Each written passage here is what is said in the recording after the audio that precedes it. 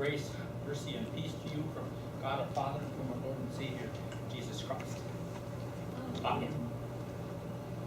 You know, when I read this story about God, he asked Abraham to take his one and only son and sacrifice. Really, kill. God, he asked Abraham to murder his one and only son. Well, my head is full of questions, you know. And the first question that popped up, why? Why? I mean, you see, this is not some cruel king who is forcing Abraham to kill his son. No. This is not some false god, you know, or some crazy sick man who himself just enjoys watching a father kill his son. No. Who is asking Abraham to kill his son? Oh. Our God. Our God. Wow. The same God who proclaimed himself the God of love. And so my heart just kind of cries out. Why? Why? Now, I have to admit that this is not the first time I have ever asked God why. No, when Diane she got breast cancer a long time ago, I asked God why. I couldn't understand, you know. And then later she had a heart attack, and again I asked God, I said, why? I need her. Why? Or even before that, wow. When I first arrived here, there's a little girl named Ruth. Ruth, you know, Shar's daughter. Shar's daughter died in a terrible farm accident. God, why? Why waste that young life? Why? I couldn't understand it. Or even before that, my dad died. I was age 14. And I asked God, I said, why? I need my dad. Why did you permit my dad to die? Why? I couldn't understand it. Have you ever asked God why? But we also have to ask ourselves a few questions. See, if we were in place of Abraham, okay, what would we do? Wow. See, I don't know about you, but that question, it threatens me. You know, there's my granddaughter. If God asked me to kill her, there's no way. There's no way. You know, see, this question, it threatens me. Why? Because I know that I would fail the test. Wow. But I think there's another even more important question that we have to ask ourselves. Does our God ever do something so terrible as ordering a man to kill his son?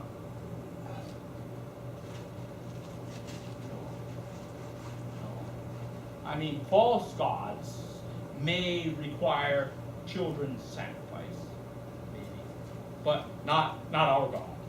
God, He loves life. God, He loves us so much that God, He found another way. But the question is, do we trust that God, He will always find another way? A way to save the people that we love? A way to save us as we're lying there sick and afraid and dying? Do we really trust God enough to believe that God, He always does the right things, even when it seems wrong? Or do we think, well, sometimes I know better than God Himself? Well, Abraham, he trusted God. And so Abraham, he gets up early in the morning and he prepares the wood and everything for this journey. And then what does he do? He starts walking. Wow. To the place that God promised to show him. See, Abraham, he doesn't argue with God. No. Instead, what does Abraham do? He just simply goes. That's all. Now, I don't know what Abraham was really thinking, but I can imagine. I can imagine. Probably the same things that we would think if we were in that same situation. I'm sure that Abraham was asking, why? Why? But even so, Abraham was willing to trust God even when it seemed wrong. Now, for Abraham and for us Christians today, there are times when nothing seems right. Everything is all messed up. Our finances collapse, or maybe our son or daughter just refuses to listen. Even if we try and try, still our family falls apart. Or maybe when all of the medicine in the world can't heal. Wow. Or when some terrorist kills innocent men and women and children, kills babies. Even when everything that we plan falls apart and our future just disappears. What do we have left? Well, just like Abraham before, all we have left is trust in God. That's all. See, now, we don't know how much Abraham's heart, we don't know. We only know that in spite of it, Abraham, he trusted God and he just started walking to the place that God would show him. And on the third day of the journey, Abraham, he sees the place there. And then Abraham, he leaves the two young man servants, tells them to stay here, and me and my son Isaac will go up onto the mountain, and the two of us will worship, and then we will come back to you. Wow. Don't miss this. Very important. Abraham, he trusts that both he himself and his son Isaac will come back after they finish worshiping. And so as they're walking along up the mountain, they're walking along, and Isaac, he asks kind of an obvious question. He says, Dad, we have the wood, and we have the fire, and we have the knife. But Dad, where's the lamb for the sacrifice? And Abraham, his answer, God will provide. Could Abraham trust God's love to provide? Can we trust God's love to provide? Can we trust even when our world is falling apart? Wow. I mean, does God really see? Can God really see our struggles here? Can God transform death into life? Well, Abraham, he believed it was possible. Oh yeah. And so after Abraham, he arrives on the mountain, what's the first thing that Abraham does? He builds an altar. And then he puts down the wood, lays it on there, and then he grabs his son, and he ties him up, and then he lays him on the altar. And then Abraham, he takes this knife, and he raises his hand up. Wow. And obvious, it's just clear. Abraham, he plans to obey God's command and kill his son. Wow. No matter how much it costs. But then what happens? God, he stops his hand. And God, he provides a substitute, a ram to die instead of Isaac. Well, God, he also provides a substitute lamb to die instead of us.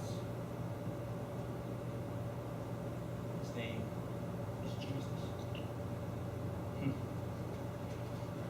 But now, wait a minute here. God, he spared Isaac, right? God, he saved Isaac's life. But God, he did not save my dad's life. My dad is still dead, buried, rotting away.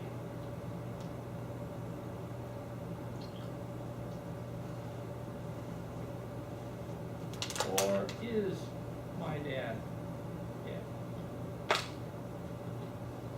Oh yeah, my dad's body is dead, buried. But my dad is where? In heaven with Jesus. You see, God, he provided a way for my dad to live forever. How? Well, around 1,987 years ago, around that, on that same mountain, wow, not very far from the same place that Abraham had built the altar, just a little ways, God, he did what God, he would not permit Abraham to do. God, he offered up a life. God, he sacrificed his one and only son as a substitute so that my dad, so that you and I can live. Not just a few short years here on earth. Oh no. No. But God, he sacrificed his son, his one and only son, so that we can live forever in heaven. So back to our question of why. Why did God permit that? Why? Well, because sometimes in our lives, when nothing seems right, when everything is all messed up, and we have nothing left except for our trust in God. Well, God, he wants us to know that he has done exactly the same thing for us, just like he did for Abraham long ago. He has given us a substitute. He has given us Jesus. It's God. Thanks be to God. Amen. And now the peace of God, which surpasses our understanding, keep your hearts and your minds on Christ Jesus.